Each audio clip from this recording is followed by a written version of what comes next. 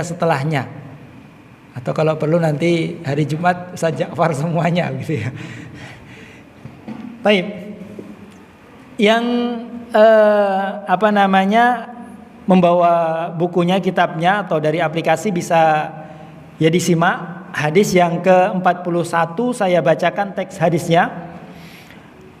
An Abi Muhammadin Abdullah bin Amrin ibn al-As radhiyallahu anhuma, bersumber dari sahabat Abu Muhammad Abdullah bin Amr bin As. Namanya adalah Abdullah, ya. Ayahnya adalah Amr dan kakeknya adalah Al-As. Kunyahnya adalah Abu Muhammad. Ya, sahabat yang dikenal dengan namanya Abdullah bin Amr bin As. Semoga Allah meridhai keduanya. Qala, beliau berkata, qala Rasulullah sallallahu alaihi wasallam, telah bersabda Rasulullah sallallahu alaihi wasallam, la yu'minu ahadukum hatta yakuna hawahu taba'an lima ji'tu bihi. Rasulullah bersabda, tidak sempurna keimanan salah seorang di antara kalian sampai hawa nafsunya tunduk mengikuti kebenaran yang saya bawa. Jadi kata Rasulullah, tidak sempurna keimanan salah seorang di antara kalian sampai hawa nafsunya mengikuti apa yang dibawa oleh Rasulullah sallallahu alaihi wasallam. Di sini Imam An-Nawawi mengatakan hadisun hasanun sahih rawainahu fi kitabil hujjah bi isnadin sahih. Kata beliau, hadis ini adalah hadis yang hasan sahih yang kami riwayatkan dari kitab Al-Hujjah dengan sanad yang sahih. Kaum muslimin muslimat rahimani Allah wa iyyakum jami'an. Ya, sebelum kita membahas kandungan hadis ini, ya sebelumnya ya kita menyampaikan tentang sahabat yang merawikan hadis tersebut. Ya. Sahabat tersebut adalah Abdullah bin Amr bin As. Pernah mendengar ya nama beliau Pak sebelumnya? Sahabat Abdullah bin Amr bin As. Salah seorang sahabat yang mulia, yang sangat terkenal dengan ibadah-ibadahnya.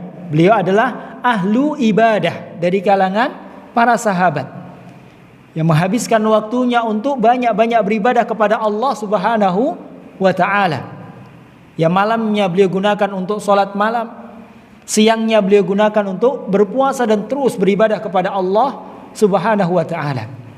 Dan di antara keutamaan beliau, ya, di antara ya keistimewaan beliau, yaitu beliau adalah sahabat yang paling banyak meriwayatkan hadis dari Rasulullah SAW. Bahkan sahabat ya Abu Hurairah radhiyallahu an, sahabat yang paling banyak meriwayatkan hadis Abu Hurairah, ya beliau mengatakan tentang sahabat Abdullah bin Amr bin As. Sahabat Abdullah mengatakan, ma min ashabin Nabi sallallahu alaihi wasallam ahadun aktsaru hadisan anhu minni illa ma kana min Abdullah bin Amrin fa innahu kana yaktub wala aktub. Kata sahabat Abu Hurairah radhiyallahu an, ya, kalau kita mendengar nama sahabat Abu Hurairah, maka yang terpikirkan oleh kita adalah sahabat yang paling banyak meriwayatkan hadis, ya Pak ya, sahabat Abu Hurairah. Tapi beliau mengatakan bahwasannya tidak ada salah seorang pun dari sahabat Nabi sallallahu alaihi wasallam yang lebih banyak meriwayatkan hadis, ya, lebih banyak dariku, kecuali Abdullah bin Amr bin As. Jadi sahabat Abu Hurairah mengatakan bahwasannya Abdullah bin Amr bin As itu lebih banyak mengambil hadis dari Nabi sallallahu alaihi wasallam. Hanya saja bedanya, kata beliau, ya, sahabat Abdullah itu mencatat semua hadis dari Rasulullah, sedangkan Abu Hurairah tidak mencatat, hanya dengan hafalan. Karena memang ya keutamaan, karena keberkahan doa Nabi sallallahu alaihi wasallam, sahabat Abu Hurairah itu sekali mendengar hadis dari Nabi, maka langsung hafal dan tidak akan lupa.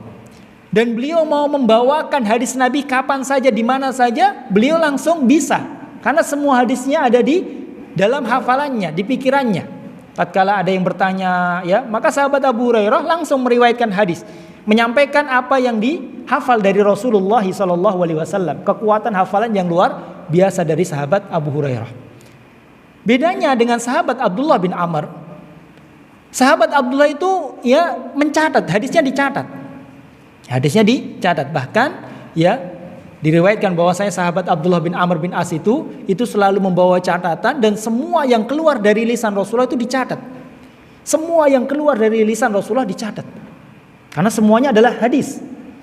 Allah tegaskan, "Wa ma yantiqu 'anil hawa" dalam surat An-Najm. "Wa ma yantiqu 'anil hawa in huwa illa wahyu yuha." Dan tidaklah keluar dari lisan mulut Rasulullah, ya, dan tidaklah Rasulullah itu berbicara dengan hawa nafsu. Akan tetapi semua yang diucapkan adalah wahyu dari Allah. Tapi ada sahabat-sahabat yang lain melarang sahabat Abdullah untuk mencatat semuanya. Yang mereka mengatakan kadang Rasulullah itu marah, ngomong sambil marah dan yang lainnya. Ya, maka sahabat Abdullah berhenti mencatat. Sampai ya beliau datang kepada Rasulullah SAW, mengadu kepada Rasulullah. Kemudian Rasulullah mengatakan, "Ya Abdullah, uktub ya Abdullah." Catat ya Abdullah. Catat semua apa yang keluar dari lisanku. Fa innahu la yakhruj min hadzal fam illal haq. Karena tidaklah keluar dari lisanku ini, kata Rasulullah, kecuali kebenaran. Maka setelah itu ya beliau melanjutkan ya mencatat semua hadis dari Nabi SAW. Ya beliau banyak mendapatkan hadis, tapi tidak banyak menyampaikan hadis. Meriwayatkan itu menyampaikan hadis. Karena ya beliau beliau ditulisan. Ya, beliau hadisnya ditulisan. Jadi tidak bisa menyampaikan ya kapan saja.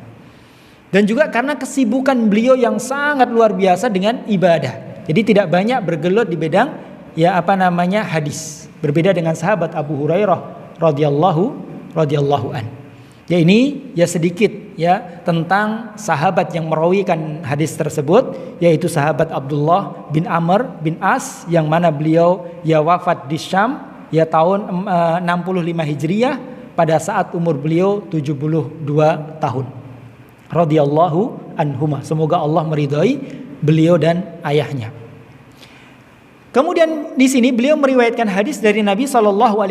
Hanya saja hadis yang kita baca ini, hadis yang ke-41, adalah hadis yang diperselisihkan oleh para ulama tentang kesahihannya. Ya, sebagian para ulama ya bahkan ya sebagian besar para ulama mendhaifkan hadis ini secara sanad. Walaupun di sini Imam An-Nawawi mengatakan bahwasanya hadisnya adalah hadis yang hasan sahih.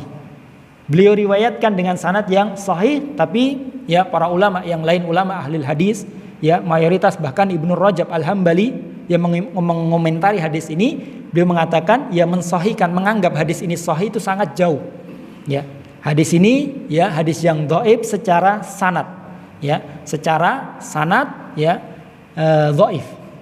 Tapi ya secara makna kandungan dari hadis tersebut sahih. Ya, jadi maknanya itu sahih, walaupun perawi-perawi yang meriwayatkan hadis ini ya didhaifkan oleh para ulama. Ya. Nanti akan kita sampaikan ya beberapa ayat ya dan hadis yang lain yang mendukung makna dari hadis ini. Jadi hadis ini ya hadis yang sahih secara makna. Dalam hadis ini kaum muslimin muslimat rahimani Allah wa iyyakum jami'an. Ya Rasulullah SAW mengatakan bahwasannya keimanan salah seorang di antara kalian tidak akan sempurna. Ya tidak dikatakan ya memiliki keimanan yang sempurna sampai hawa nafsunya itu dia tunduk mengikuti apa yang dibawa oleh Rasulullah SAW. Sampai hawa nafsunya mengikuti ya ajaran-ajaran syariat yang dibawa oleh Rasulullah sallallahu alaihi wasallam. Ya. Di sini Rasulullah mengatakan la yu'minu ahadukum. Kalau secara lafaz itu artinya tidak beriman salah seorang di antara kalian. Namun yang dimaksud la yu'minu ahadukum di sini, dan banyak ya kita dapati banyak hadis yang Rasulullah mengatakan la yu'minu ahadukum, la yu'minu ahadukum. Maka yang dimaksud di sini yaitu bukan menafikan, meniadakan keimanan secara keseluruhan. Tidak. Jadi bukan berarti kalau orang itu masih mengikuti hawa nafsunya, ya, hawa nafsunya itu dia ikuti padahal menyelisihi ajaran Rasulullah, bukan berarti dia keluar dari Islam, bukan berarti dia tidak beriman, tidak. Tapi yang dimaksud di sini la yu'minu ahadukum artinya tidak sempurna. Jadi yang dinafikan adalah kamalul iman, kesempurnaan iman. Karena iman itu kaum muslimin rahimani Allah wa iyyakum jami'an, iman itu ada aslul iman, inti ya. Aslul iman itu inti keimanan. Kemudian ada kamalul iman, ada penyempurna keimanan. Ya.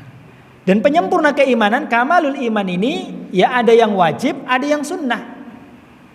Yang sunnah itu yang mengamalkan amalan-amalan sunnah itu akan menyempurnakan keimanan kita. Yang wajib mengamalkan sesuatu yang wajib, maka akan menyempurnakan keimanan kita. Dan di sini la yu'minu ahadukum yaitu kamalul iman yang wajib.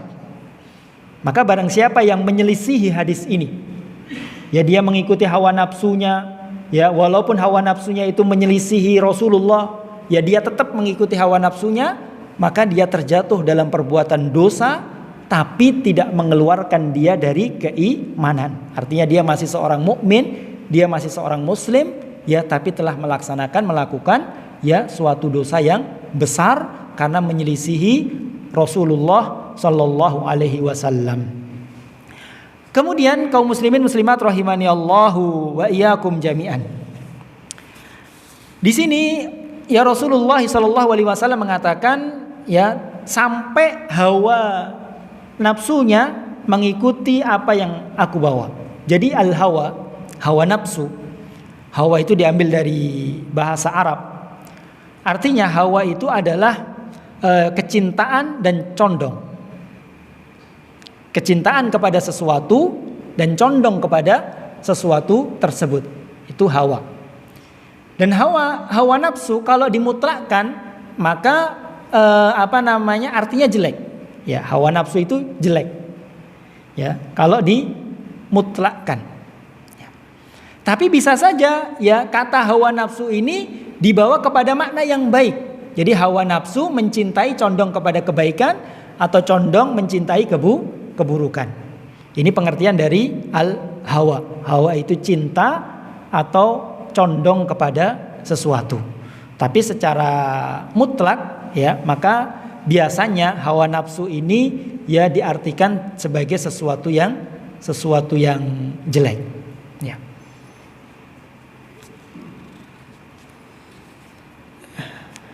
Dan Allah Subhanahu wa taala banyak berfirman di dalam Al-Qur'an yang menjelaskan bahwasanya hawa nafsu ini biasanya diartikan ya kejelekan. Ya, hawa nafsu itu sesuatu yang jelek. Sebagaimana Allah Subhanahu wa taala berfirman dalam surat Shad ayat yang ke-26, Allah berfirman wala tattabi'il hawa fayudilluka an sabilillah. Maka janganlah kamu mengikuti hawa nafsu. Ini hawa nafsu yang jelek. Maka hawa nafsu tersebut akan menyesatkanmu dari jalan Allah Subhanahu wa taala. Ya, hawa nafsu tersebut akan menyesatkanmu dari jalan Allah Subhanahu wa taala. Juga firman Allah Subhanahu wa taala dalam surat An-Nazi'at, wa amma man khafa maqama rabbih wa nahan nafsa 'anil hawa. Dan adapun orang-orang yang takut akan kebesaran Allah Subhanahu wa taala dan dia menahan hawa nafsunya. Ini hawa nafsu yang jelek. Menahan hawa nafsunya, fa innal jannata hiyal ma'wa. Maka bagi dia ya tempat kembalinya adalah surga. Ya.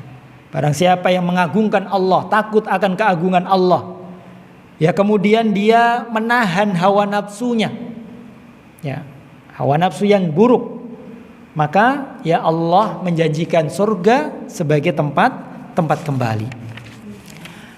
Kemudian ya kaum muslimin muslimat rahimani Allah wa iyyakum jami'an, kandungan hadis ini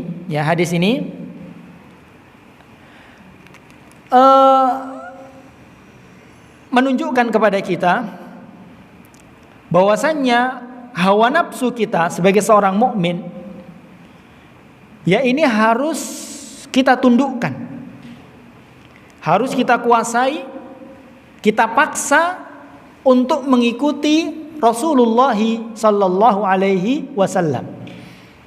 Jadi kita harus lebih mengedepankan, ya Allah harus lebih mengedepankan Rasulullah sallallahu alaihi wasallam.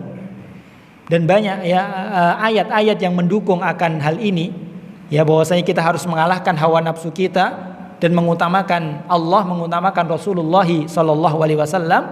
Ya di antaranya dalam surat An-Nisa, Allah Subhanahu wa taala berfirman, "Fala wa rabbika la yu'minuna hatta yuhaqqimuka fima shajara bainahum thumma la yajidu fi anfusihim harajan mimma qadaita wa yusallimu taslima." Kata Allah Subhanahu wa taala, dan demi Tuhanmu, sesungguhnya mereka itu tidak beriman sampai mereka menjadikan engkau wahai Muhammad sebagai hakim atas perkara yang mereka perselisihkan. Jadi di antara tanda kesempurnaan iman yaitu menjadikan Rasulullah sebagai hakim ya terhadap perkara-perkara yang kita perselisihkan. Kita jadikan Rasulullah sebagai hakim. Ajarannya Rasulullah sebagai hakim. Benar dan tidaknya, salah dan benarnya itu sesuai dengan ya Rasulullah sallallahu alaihi wasallam. Kemudian kata Allah, "Tsumma la yajidu fi anfusihim haraja mimma qadaita wa yusallimu taslima." Dan mereka ya tidak mendapati di dalam hati mereka rasa berat. Ya, rasa berat, grundel. Ya, tidak ada grundel, tidak ada rasa berat terhadap ya keputusan Rasulullah sallallahu alaihi wasallam wa yusallimu taslima, dan mereka menerima dengan lapang dada. Ya. Jadi di antara keimanan, di antara tanda kesempurnaan iman yaitu kita menerima semua ajaran-ajaran Rasulullah sallallahu alaihi wasallam. Ya. Semua ya kita terima ya, mengedepankan ajaran Rasulullah dan mengesampingkan ya hawa nafsu kita. Kemudian dalam ayat yang lain, ya Allah Subhanahu wa taala berfirman dalam surat Al-Ahzab ayat yang ke-36, "Wa ma kana lil mu'minin wala mu'minatin idza qadallahu wa rasuluhu amran ayyakuna lahumul khiyarah min amrihim." Kata Allah, dan tidak pantas bagi seorang mukmin, ya, seorang mukmin laki-laki maupun perempuan, apabila Allah dan Rasulnya telah menetapkan suatu hukum, suatu perkara, kemudian dia yang mencari perkara yang lain.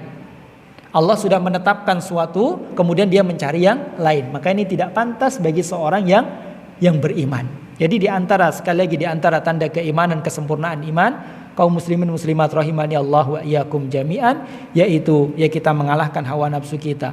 Ya kita lebih mengedepankan, memprioritaskan ya Allah, memprioritaskan Rasulullah sallallahu alaihi wasallam. Dan terkadang syariat-syariat Islam, perintah-perintah Allah, perintah-perintah Rasulullah ada yang sesuai dengan hawa nafsu kita dan lebih banyak yang bertentangan dengan hawa nafsu kita.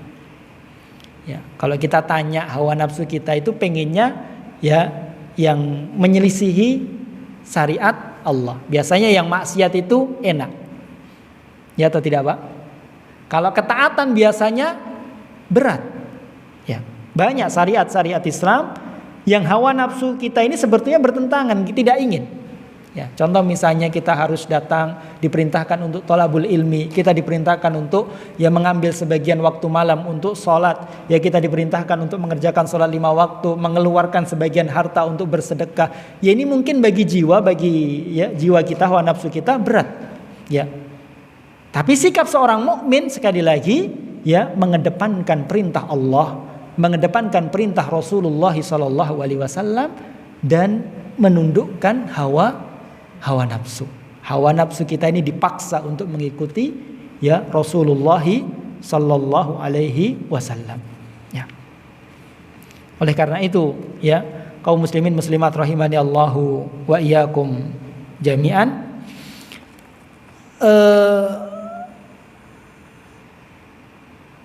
di antara faidah yang dapat kita ambil juga dari hadis ini, yaitu bahwasanya hadis ini yang menganjurkan kita, memerintahkan kita agar kita mencintai Rasulullah sallallahu alaihi wasallam, mencintai apa yang beliau sallallahu alaihi wasallam bawa, ya, melebihi kecintaan kita kepada segala sesuatu yang kita cintai. Ya. Diri kita ya suka kepada ya apa yang kita sukai dari harta-harta dunia. Ya, kita suka wanita, istri kita suka anak kita, ya kita suka harta benda dan yang lainnya, kekayaan dan yang lainnya. Kita semuanya suka. Ya, hawa nafsu kita suka. Tapi kecintaan kita kepada Allah, kecintaan kita kepada Rasulullah SAW, kecintaan kita terhadap apa yang dibawa oleh Rasulullah harus lebih besar daripada kecintaan kita ya kepada segala sesuatu yang kita cintai, ya bahkan ya lebih besar daripada kecintaan kita kepada diri kita sendiri. Oleh karenanya Allah Subhanahu wa taala ya dalam surat At-Taubah mengancam dengan ancaman yang keras. Allah mengatakan, "Qul in kana aba'ukum wa abna'ukum wa ikhwanukum wa azwajukum wa ashiratukum wa amwaluktum taraftumuha wa tijaratun takhshawna kasadaha wa masakinu tardawnaha ahabba ilaikum minallahi wa rasulih wa jihadin fi sabilillah fatarabbasu hatta ya'tiyallahu bi amrih." Kata Allah Subhanahu wa taala, katakan, jika orang tua mereka lebih mereka cintai, anak-anak mereka lebih mereka cintai, saudara-saudara mereka, teman-teman mereka lebih mereka cintai, istri-istri mereka, keluarga mereka, ya harta mereka, perhiasan mereka, perdagangan mereka, tempat tinggal mereka lebih mereka cintai daripada Allah dan Rasulullah, daripada jihad di jalan Allah, maka tunggu ya azab dari Allah Subhanahu wa taala. Jika seorang mukmin dia ternyata lebih mencintai istrinya, lebih mencintai anaknya, lebih mencintai pekerjaannya, lebih mencintai hartanya, tempatnya, rumahnya daripada Allah dan Rasulullah, fatarabbasu hatta ya'tiyallahu bi amrih, maka tunggu ketetapan dari Allah Subhanahu wa taala.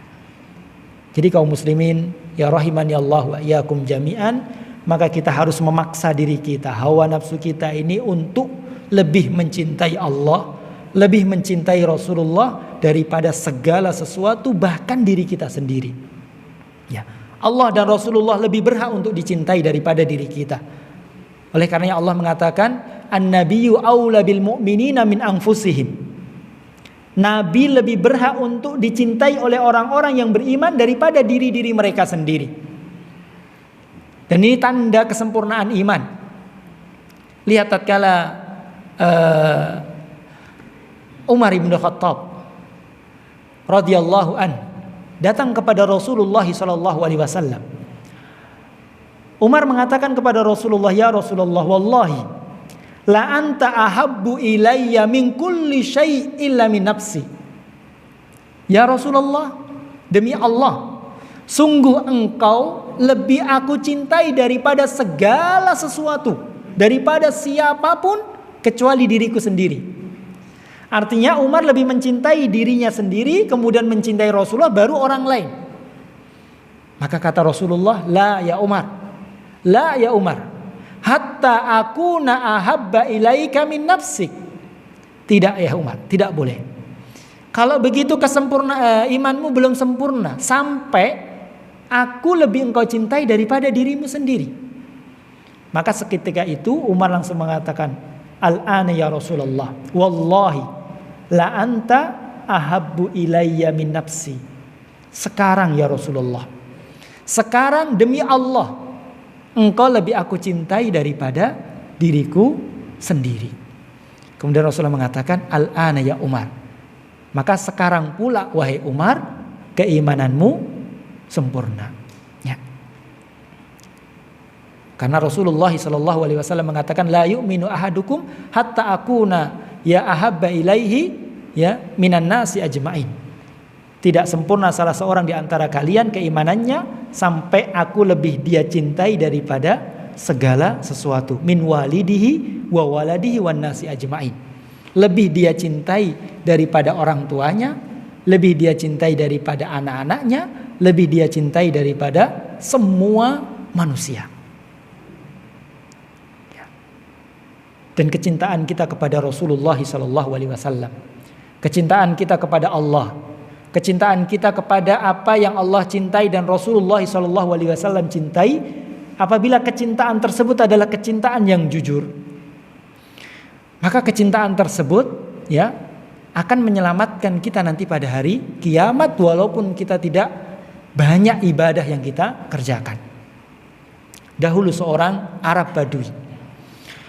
Seorang Arab Badui, ya Arab Badui itu orangnya keras, ceplas-ceplos, ya inginnya yang enak.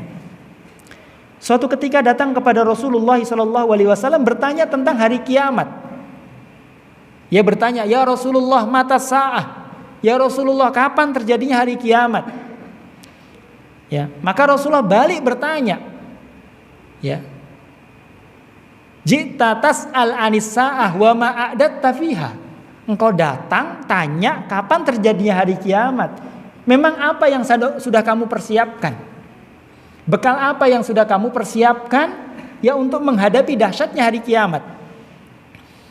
Maka orang tersebut mengatakan, wallahi ma'adatu fiha bikathirin min salatin wala zakatin wala siyamin wala sadaqatin.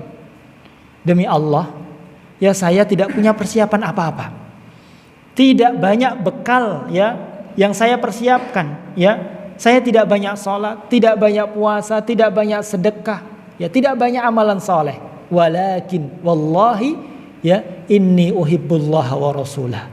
Tapi ya Rasulullah, demi Allah, ya demi Allah, ya saya cinta kepada Allah, saya cinta kepada Rasulullah sallallahu alaihi wasallam dengan kecintaan yang jujur. Kemudian kata Rasulullah, anta ma'a man ahbabta. Oleh karena maka nanti pada hari kiamat ya, nanti engkau bersama orang yang engkau cintai. Pada hari kiamat nanti engkau bersama orang yang engkau cintai. Ya. Jadi ya kaum muslimin muslimat rahimani Allah wa iyyakum jami'an, ya. Ya, ini hadis yang menunjukkan kepada kita suatu perintah ya agar kita ya mengalahkan hawa nafsu kita, lebih mencintai Allah, lebih mencintai Rasulullah sallallahu alaihi wasallam. Kita lebih mengedepankan ya perintah-perintah mereka walaupun ya hawa nafsu kita ini menentang, tidak suka, tapi kita paksa. Ya, kita enggak mau sholat, aduh susah, ya berat, kita paksa. Kayaknya mau datang ke kajian ini berat, hawa nafsu ini menolak. Meronta-ronta, hujan pengennya di rumah, ya nanti di sana kehujanan capek, ya kemudian lama, ya dan yang lainnya nih jiwa hawa nafsu tidak mau, tapi kita harus paksa, kita kalahkan, ya untuk ya mentaati perintah Allah, mentaati perintah Rasulullah. Dan lihat ya kutuah-kutuah kita dari para nabi dan rasul, dari para sahabat radhiyallahu an. Lihat Nabiullah Ibrahim alaihissalam. Nabiullah Ibrahim alaihissalam yang diperintahkan oleh Allah dengan perintah yang berat. Yang kalau perintah tersebut diperintahkan kepada kita, maka ya kita tidak akan mampu untuk melaksanakan perintah tersebut. Diperintahkan untuk apa Pak? Menyembelih putranya. Jelas hawa nafsunya menolak. Anak yang beliau tunggu-tunggu, puluhan tahun beliau berdoa agar dikaruniai anak. Dan tatkala anak sudah besar, ya tumbuh, ya sebagai anak yang sangat berbakti, yang baik, yang diharapkan orang tua, Nabi Ibrahim semakin cinta kepada anaknya. Maka diuji keimanan Nabi Ibrahim, diperintahkan untuk menyembelih dan dilaksanakan oleh Nabi Ibrahim. Ditidurkan ya anaknya, ya dan seterusnya. Ya lihat, ya Nabi Ibrahim mengalahkan, menundukkan hawa nafsunya untuk mentaati perintah Allah Subhanahu Wa Taala. Lihat Nabi Yusuf alaihissalam. Nabi Yusuf alaihissalam seorang pemuda, ya kemudian dipaksa, diajak ya oleh ya wanita yang cantik, yang punya kedudukan yang luar biasa, yang semua laki-laki tertarik dengan wanita tersebut. dan beliau dipaksa diajak dan sudah sudah sangat memungkinkan di ruang yang tertutup dan seterusnya. Ini kalau Nabi Yusuf ini mengikuti hawa nafsunya, maka akan menyelisihi larangan Allah Subhanahu wa taala. Tapi beliau kalahkan hawa nafsunya. Beliau lawan hawa nafsunya untuk menghindari larangan-larangan Allah Subhanahu wa taala. Lihat sahabat Abu Bakar As-Siddiq tatkala perang Badar.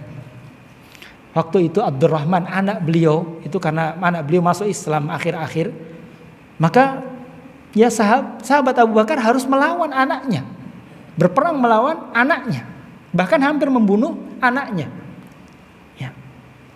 Padahal ada kecintaan anaknya, tapi semua dikalahkan untuk Allah, untuk Rasulullah SAW. Lihat Abu Ubaidah ibnu Jarrah, di dalam perang Badar beliau membunuh ayahnya.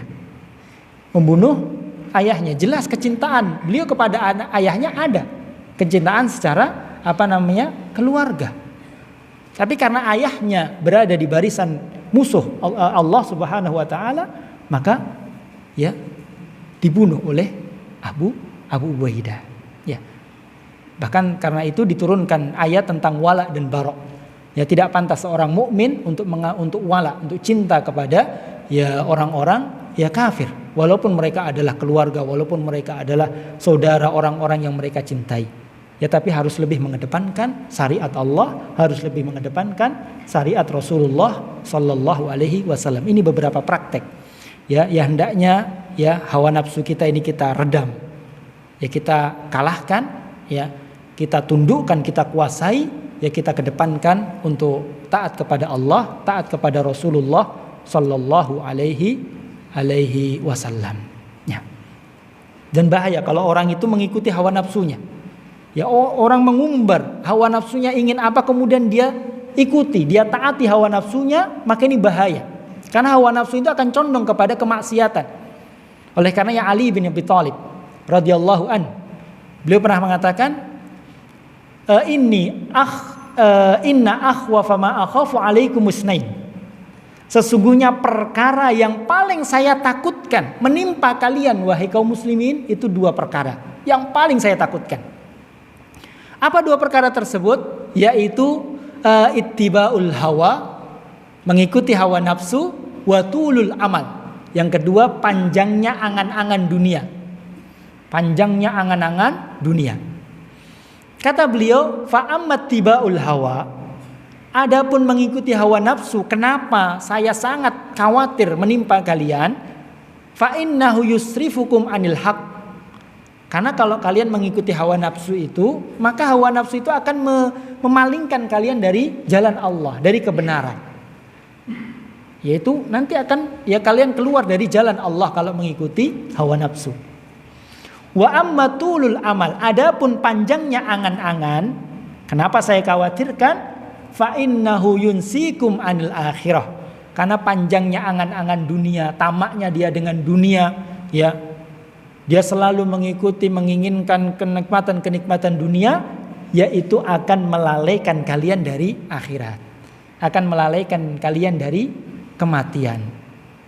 Maka dua hal tersebut sangat berbahaya. Jadi antaranya adalah mengikuti hawa nafsu. Dan dikatakan dalam sebuah hadis, bahayanya mengikuti hawa nafsu, kata Rasulullah SAW, salasun muhlikat wa salasun munjiat. Ini perlu diingat. 3 hal yang akan membinasakan manusia dan 3 hal yang akan menyelamatkan manusia. Jadi 3 hal yang sangat buruk dan 3 hal yang sangat baik. Fa'amma thalathun muhlikat, adapun 3 hal yang sangat buruk yang dapat membinasakan manusia, suhun muta. Yang pertama yaitu pelit, yang sifat pelit yang diikuti. Jadi sifat pelit, kikir. Yang kedua, wahawa muttaba, hawa nafsu yang selalu diikuti. Hawa nafsu yang selalu diikuti, ini yang menjadi perhatian kita ya sesuai dengan pembahasan kita. Kemudian yang ketiga wa ijabul mar'i binafsihi. Yang ketiga bangganya seseorang terhadap dirinya sendiri. Dia bangga terhadap dirinya.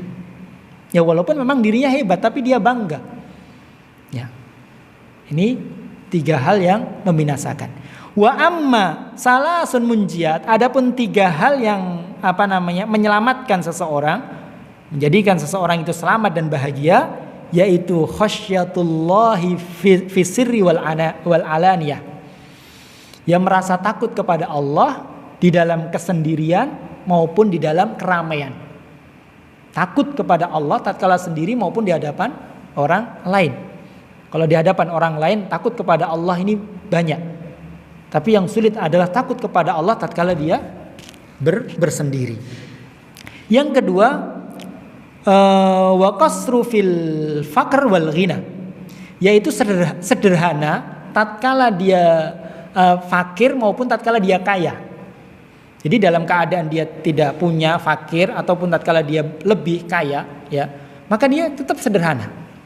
Ya, tetap sederhana. Kemudian wal adalu fil ghadabi war ridha. Yang ketiga yaitu bersikap adil tatkala dalam keadaan marah maupun tatkala dalam keadaan senang. Mau dia dalam keadaan marah maupun senang, dia tetap berusaha untuk ya berbuat adil. Ini ya 3 hal yang dapat membinasakan seseorang dan 3 hal yang dapat menyelamatkan seseorang, dan di antara yang membinasakan seseorang yaitu mengikuti hawa nafsu. Kemudian poin yang terakhir kaum muslimin muslimat rahimani Allah wa iyyakum jami'an. Ya di antara sebab kenapa orang itu mengikuti hawa nafsu. Ya, sebabnya apa? Ya, orang itu mengikuti hawa nafsu. Dijelaskan oleh para ulama, di antara sebabnya yang pertama yaitu kebiasaan dari kecil.